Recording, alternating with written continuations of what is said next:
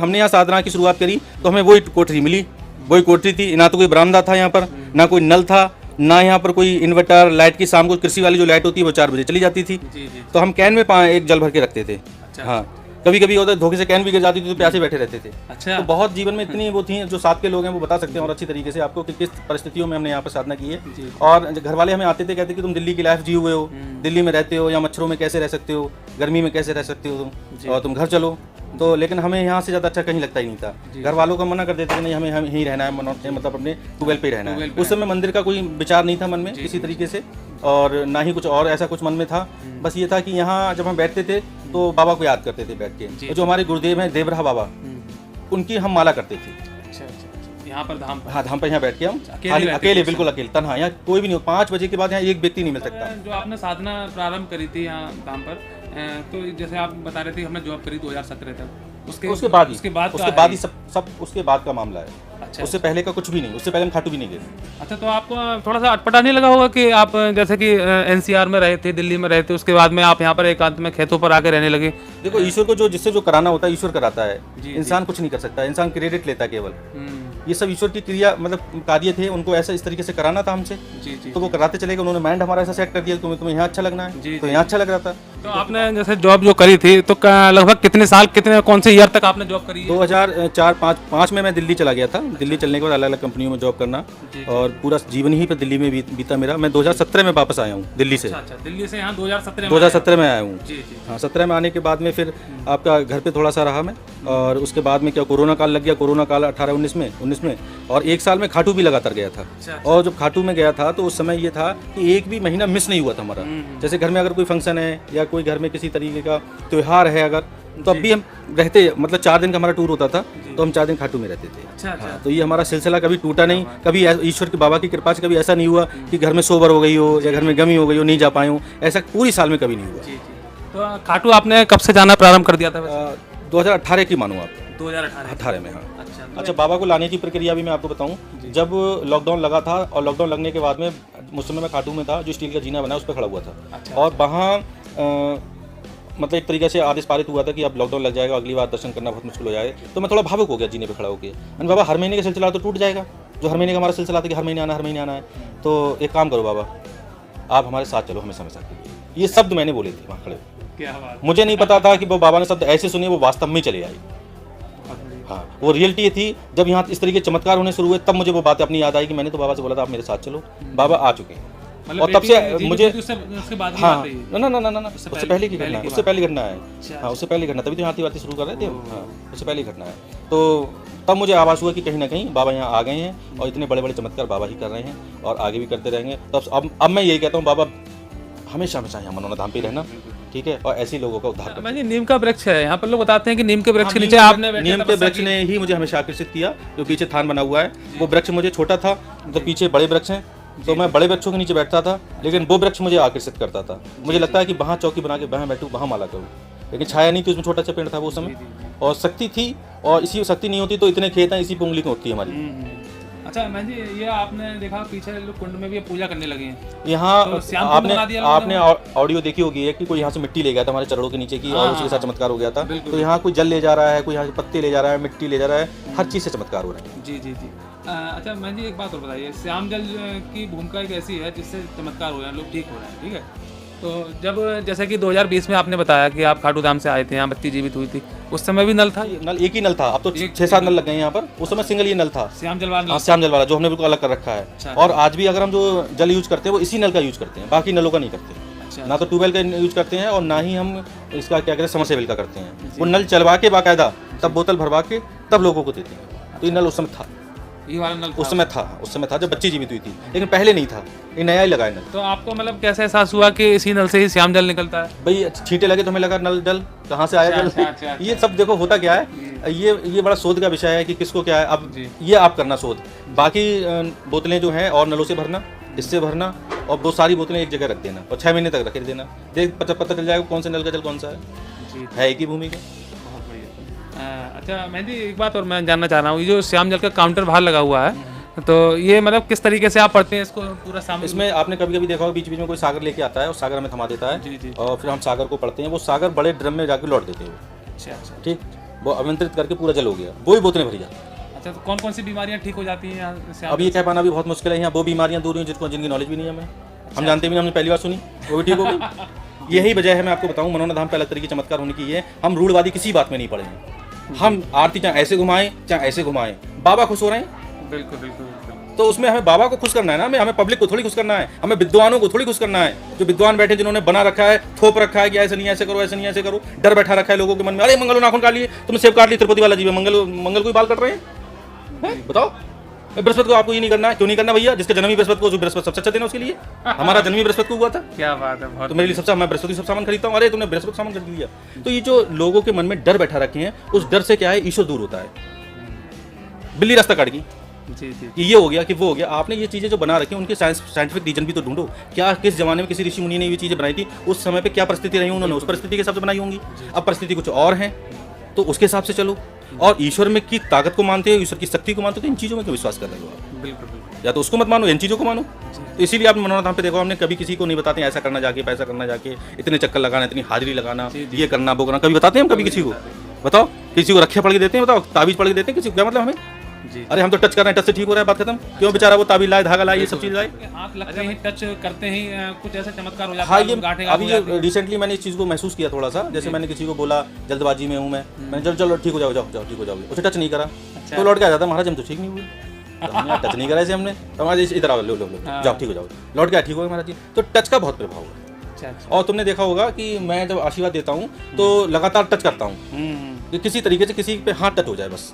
जी जी। तो ये भी बाबा ने ऐसा कुछ किया है कि टच से लोग ठीक हो रहे हैं। अच्छा। तो मुझे आप देखो, टच करते करते आदमी को परेशानी होगी, इतने हजारों लोगों को टच करेगा, लेकिन कहीं कोई दर्द नहीं होता, कहीं कोई दिक्कत नहीं आती है। तो बाबा की कृपा है, लोगों को टच करता हूँ। अच्छा मैं जी, धाम पर लगभग प्रतिदिन कितने लोग आ जाते होंगे? ये कह पाना भी बहुत मुश्किल है, कभी आज तक संख्या नहीं करी है, क्योंकि संख्या आदमी तब करेगा, उन्होंने 10 रुपये प्रत्येक व्यक्ति चढ़ाई रुपये इकट्ठे होंगे। यहाँ कुछ ऐसा है ही नहीं, ना किसी से पैसा लेना है, ना किसी से कोई और मतलब है। जितनी संख्या में जो आ जाए, अभी भी आपके सामने पहले भी बोले 3 बसें आई हुई हैं बाहर, ठीक है। तो यहाँ संख्या करना बहुत मुश्किल बात है, हजारियों की संख्या में लोग आ रहे हैं, और भक्तों की संख्या करना भी नहीं चाहिए। जी जी। आपकी आयु कितनी है इस समय? आयु हमारी जो डेट ऑफ बर्थ 7 अक्टूबर को हमारा जन्म हुआ था 1984, तो उससे अपने आप लगा लो कितनी एज है हमारी। जी जी जी। बाबा इतने साल प्रधान रहे, तो राजनीति में कहीं ना कहीं हाँ, पूरा आपको भी रही सबको होगी। राजनीति में रुचि हमें नहीं रही है, और राजनीति में रुचि रहती तो इतने लंबे समय में कोई हम मेंबरी का भी चुनाव लड़ते। आज तक हमने मेंबरी का भी चुनाव नहीं लड़ा है, और आज तक किसी भी पार्टी के हम प्राथमिक सदस्य भी नहीं है। अच्छा, सबसे बड़ी बात है, बहुत बढ़िया। तो वैसे आप, मैंने सुना है कि संगठन में भी आप काम संगठन हमारा खुद का संगठन था, वो सामाजिक संगठन था। जी जी। और समाज की जो कुरीतियां हैं, बुराइयां हैं, उनको दूर करने के लिए प्रयासरत हमेशा रहे, और अब भी सोचते हैं। अब भी हमें लगता है कि कहीं ना कहीं कभी इस तरीके से कोई चीज़ नहीं होनी चाहिए। आज भी हम धाम को बिल्कुल अलग तरीके से लेके चल रहे हैं। यहाँ कोई जातिवाद नहीं है, कोई मजहब का मामला नहीं है, कोई किसी तरीके को प्रताड़ना नहीं, किसी को कोई शोषण नहीं है, किसी को, सभी को समान तरह से समझते हैं, समान तरह से गले लगाते हैं। तो आज भी उसी तरीके से लेके चल रहे हैं। आपका कोई रुचि नहीं, राजनीति में मेरी कोई रुचि नहीं थी। तो राजनीति में नहीं, तो राजनेताओं में भी नहीं होगी लगभग? नहीं, राजनेताओं में भी कोई रुचि नहीं है, लेकिन कुछ राजनेता अच्छे हैं, तो उनको थोड़ा सा अच्छा भी लगता है, उनको बोलते भी हैं। राजनेता जैसे आप किन किन को मतलब लाइक करते हैं? अब किसी का नाम लेना तो ठीक नहीं रहेगा, लेकिन पुराने समय में जो व्यक्तिगत तौर पर पार्टी से अलग हटकर, हाँ, जैसे उसको पार्टी से ना जोड़ा जाए, ना उसको किसी ऐसे जोड़ा जाए कि फला का नाम ले दिया, क्योंकि यहाँ सभी जाति के लोग आ रहे हैं और बहुत बढ़ चढ़ के हिस्सा ले रहे हैं धाम पर, और तो उसको किसी को ये ना लगे यार इन्होंने हमारे नेता का नाम नहीं लिया। नहीं। लेकिन जो वास्तविकता है, वास्तविकता में अगर बात करी जाए तो लाल बहादुर शास्त्री को हम बहुत अपना मतलब एक तरीके अच्छा मानते थे, ऐसे नेता होने चाहिए। और आज के युग में अगर हम बात करें तो आज के युग में हम योगी को बहुत प्यार करते हैं, योगी आदित्यनाथ को प्यार करते हैं। बहुत बढ़िया। तो क्या आपने ऐसा व्यक्तिगत उन्हें प्यार करते हैं, उसे पार्टी से मतलब नहीं है। नहीं, पार्टी से अलग हटकर मैं पूछना चाह रहा हूँ कि योगी आदित्यनाथ जी में आपने कैसा गुण देखा कि आप वो निर्णय लेते हैं, वो निर्णय लेने की जो क्षमता और जो चीज़ है वो हमें बहुत पसंद आती है। और किसी भी राजनेता के लिए इसी तरीके से निर्णय लेने चाहिए, देश हित में निर्णय लेने चाहिए। उसको कभी ये नहीं सोचना चाहिए कि हमारा वोट बैंक खिसक जाएगा या हमारा ये सब कुछ हो जाएगा। तो जाति मजहब से ऊपर उठ के अगर उन्हें एनकाउंटर करना है तो ठाकुर हैं, वो तो ठाकुरों का भी एनकाउंटर कर रहे हैं। बिल्कुल। तो वो जो चीज़ें हमें लगती हैं उनकी, तो वो बहुत अच्छा लगता है कि अगर कोई अपराधी है तो वो जो किसी भी जाति किसी मजहब का हो, आप उसको उसके साथ सेम व्यवहार कर रहे हैं, तो अच्छा लगता है। बहुत सारे एनकाउंटर की अगर उसमें देखी जाए संख्या में, बहुत सारे ठाकुर उसमें मारे गए हैं। तो मुझे अच्छा लगता है कि हाँ, अगर कोई व्यक्ति अगर अपनी जाति को भी दरकिनार करके काम कर रहा है तो वास्तविक वो देश के लिए प्यार कर रहा है। हाँ, तो इसलिए पसंद करता हूँ, बाकी पार्टी से मेरा कोई लेना देना नहीं है। अच्छा मैं जी, आप वैसे आप किस समाज से ताल्लुक रखते हैं? मैं खुद क्षत्रिय हूँ। अच्छा, क्षत्रिय वर्ग से। मैं क्षत्रिय हूँ, लेकिन मैं आज की डेट में अपने नाम के आज सरनेम हटा चुका हूँ, और अब तो मैं सबका हूँ।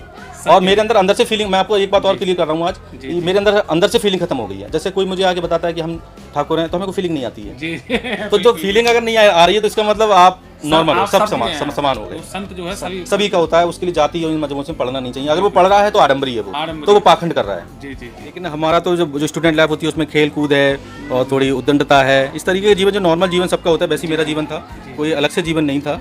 हाँ, बस ये था कि जिस कॉलेज में पढ़ा वहाँ के टीचर बहुत प्यार करते थे। तो कौन से ईयर में क्या था बीएससी आपने? बीएससी 2001 में एडमिशन लिया था, 2004 में कंप्लीट हो गई थी। 2004 तो बीएससी के बाद में आपने मतलब जॉब भी की है, मैंने सुना है कहीं पर? हाँ, दिल्ली में मैंने कई जॉब की है, कई कंपनियों में जॉब की है मैंने। ज़्यादातर जीवन जो मेरा बीता वो दिल्ली में ही बीता।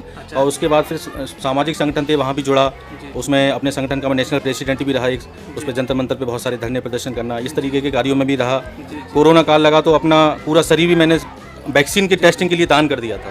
हिंदुस्तान में उस समय मैं पहला व्यक्ति था जिस समय मैंने पूरा बॉडी अपनी SDM औला को जाके वाकता लेटर लिख के और टेस्टिंग के लिए भारत सरकार को दान कर दी थी कि अगर मेरी बॉडी के ऊपर कोई टेस्ट होता है और उसमें अगर मेरी जान को खतरा हो जाता है उसका मैं स्वयं उत्तरदायी हूँ, उसमें किसी तरीके से सरकार पे कोई आरोप प्रत्यारोप ना लगाए जाए। हाँ, तो मेरा शुरू से ही रहा है, ये सब ईश्वर की कृपा थी कि ऐसा माइंड करते थे वो कि हमेशा देश के लिए कुछ करें, समाज के लिए कुछ करें, और वही कड़ी हुए कि बाबा ने हाथ थाम लिया, आज उस माध्यम से हमें मौका दिया है तो समाज के लिए कुछ करें, देश के लिए कुछ करें, देश का नाम विदेशों में पहुंचाएं कि हाँ कुछ इस तरीके का है। बाबा की इतनी कृपा है कि यहाँ भी लोग हर तरीके के लोग ठीक हो सकते हैं। अच्छा भाई जी, बहुत से लोगों को आप सपने में भी दिखाई दे रहे हो, मैंने देखा किसी को नीले घोड़े पे दिखाई दिए। पांच लोग इस तरीके के आते हैं जो कहते हैं कि महाराज जी हम आपको सपने में देखना है, सपने में देखना है। सपने में देखना तब होता है जब हम किसी को ज़्यादा याद करते हैं, ज़्यादा उसकी बेस पहुँचती है आपके पास में, तब वो व्यक्ति सपने में आता है। तो ये बाबा कर रहे हैं, सब लोगों को सपने में भेज रहे हैं हमारे सपने में, बहुत बड़ी तादाद में भक्त लोग देख रहे हैं। तो नीले घोड़े पे देख रहे हैं, इसका मतलब बाबा श्याम का कहीं ना कहीं प्रतिरूप के रूप में भी देख रहे हैं। अब ये अगर मैं सोचने लगूं तो मुझे घमंड अहंकार हो जाएगा। मैं तो भगवान हो गया। बिल्कुल ठीक है, ये सामने वाले को सोचना है। जी जी जी। देखो, राम को कभी नहीं पता था कि राम है वो। जी जी जी। कृष्ण को कभी नहीं पता था कि वो कृष्ण है। ईसा मसीह को कभी नहीं पता था वो ईसा मसीह है। जी जी जी। तो अगर जिस दिन मुझे ये आभास हो गया कि मैं कुछ हूँ तो वो गलत हो जाएगा। मैं तो सरल बना रहना चाहता हूँ, जब मैं हूँ कुछ भी, ये बाबा जानते, ईश्वर जानता होगा जी, लेकिन मुझे आभास ना हो। जैसे हमारे संत समाज को लोग बड़ी ही अच्छी दृष्टि से, आदर की दृष्टि से देखते हैं, लेकिन हमारे संत समाज को कुछ महात्माओं ने बदनाम करके रखा, जैसे कि बाबा राम रहीम या आसाराम बापू, उनके बारे में आप उनके बारे में मेरा बोलना बहुत छोटापन होगा, क्योंकि कोई संत या कोई महात्मा इतने बड़े स्तर पे जाके उस पर आरोप लगते हैं, तो आरोप कैसे कह सकते हो सही है या गलत है? क्या पता क्या चीज़ है उनके पीछे। जब उनके पीछे नॉलेज ही नहीं है तुम्हें पूरी, तो उनके बारे में बोलना भी गलत रहेगा। क्या वो सत्य में जेल में है, असत्य में जेल में है? ईश्वर की कहानी है ये। उनसे कौन सी ऐसी भूल हुई कि ईश्वर ने ऐसा किया? ठीक। और रही बात इन सब चीज़ों की, कभी इन चीज़ों पे ज़्यादा चर्चा करना सही नहीं है। अगर गलत है तो अच्छे भी बहुत हैं। वो अच्छा भी तो बहुत कर रहे थे, कितने आश्रम चल रहे थे, कितने लोगों का रोजगार चल रहा था, कितने लोगों को वृद्धा आश्रम चल रहे थे, कितना क्या क्या चल रहा था, तो अच्छा भी चल रहे थे। अब पता नहीं कौन सी ऐसी छोटी सी उनसे मिस्टेक हुई कि ईश्वर ने उन्हें वो सजा दी। मतलब कुछ आध्यात्मिकता का इसमें रीजन हो सकता है, कुछ भी हो सकता है, इसलिए उन पर ज़्यादा चर्चा है। उन पर उन्हें सत्य या असत्य बताना मेरा नहीं है। अच्छा, बागेश्वर धाम जो चल रहा है उनके बारे में आपकी क्या राय है? चमत्कार वहाँ पर कैसे होते हैं? देखो, चमत्कार ये तो जो भक्त वहाँ जा रहे हैं वो बताएंगे चमत्कार कैसे होते हैं। जी जी। ठीक है। और बाकी यूट्यूब खोल के देखो कि चमत्कार कैसे हो रहे हैं, और वीडियो देखो चमत्कार कैसे हो रहे हैं। और किसी को भी गलत बताना ही गलत है। वो सनातन को ही तो आगे बढ़ा रहे हैं, गलत क्या कर रहे हैं? वो गलत तो कुछ कर नहीं रहे हैं। बिल्कुल बिल्कुल बिल्कुल। और लोगों के घर पे चिट्ठी या इन्विटेशन नहीं भेज रहे हैं कि तुम आओ तुम आओ। लोग खुद जा रहे हैं ना उनके पास चल के, तो गलत कहाँ है? और फिर कथा कर रहे हैं, कथा करना कहाँ गलत है?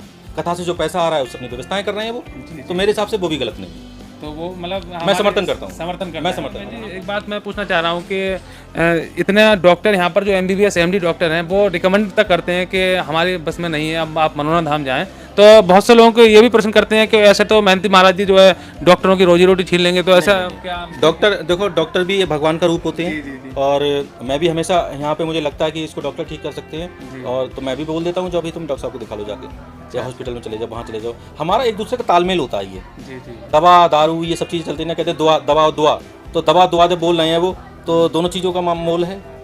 ठीक है। अब जैसे अब हम मुख से निकल के दवा दारू, तो छोटे बच्चे को ब्रांडी पिलाई जाती है, अब तुम बच्चे को दारू को पिला दी है। तो हर चीज़ का अपना अपना रोल है, किस मात्रा में किसको क्या चीज़ लेनी है। तो डॉक्टरों का ऐसा कुछ नहीं है। हम कहते हैं पहले डॉक्टर के पास जाओ, इलाज कराओ, कृपा नहीं हो पा रही है वहाँ पर तो चले आओ मनोरंजन धाम पर, बाबा के ठीक कर देंगे। जैसे कि आध्यात्मिकता में जो रुचि होती है बच्चों में, खासतौर से आज के कल नहीं होती है बच्चों में, लेकिन आप में ठीक है आध्यात्मिकता में? हाँ, रुचि थी। जैसे जागरण देखना, दुर्गा माँ का जागरण कहीं हो रहा जाना, रामलीला होती थी तो हम सबसे आगे बैठते थे जाके देखने के लिए। तो धार्मिक रुचि थी ये, और कभी भी कहीं भी कोई धार्मिक प्रोग्राम हुआ हमें जाना है। अच्छा, जाना। बहुत बढ़िया। तो घर में बहन जी आपके कौन कौन मेंबर हैं इस समय घर में? घर में इस समय पापा 2015 में नहीं रहे, और बाकी माँ हैं, 5 भाई हैं हम, एक बहन है, बहन की भी शादी हो गई, भाभियाँ हैं, भतीजे हैं, भतीजी हैं, सभी लोग हैं। तो पिताजी आपके क्या करते थे पहले? पिताजी हमारे कई संस्थाओं में अध्यक्ष भी रहे थे, राजनीतिक बैकग्राउंड था उनका।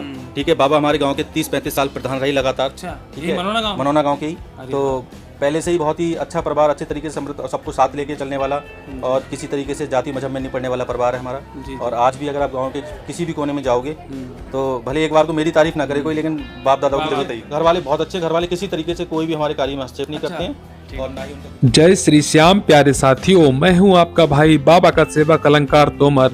आप सभी का मैं तहे दिल से स्वागत करता हूं।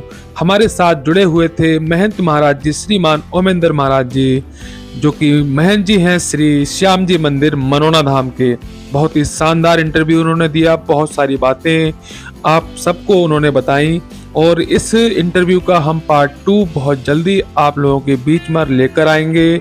तब तक के लिए बाबा श्याम की कृपा आप सभी पर बनी रहे। मिलते हैं अगली वीडियो में। आप सभी ने हमारी इस वीडियो को धैर्यपूर्वक देखा, इसके लिए हम आपके शुक्रगुजार हैं। बहुत बहुत शुक्रिया, धन्यवाद। जय श्री श्याम, जय मनोना धाम, जय हो महंत जी महाराज की।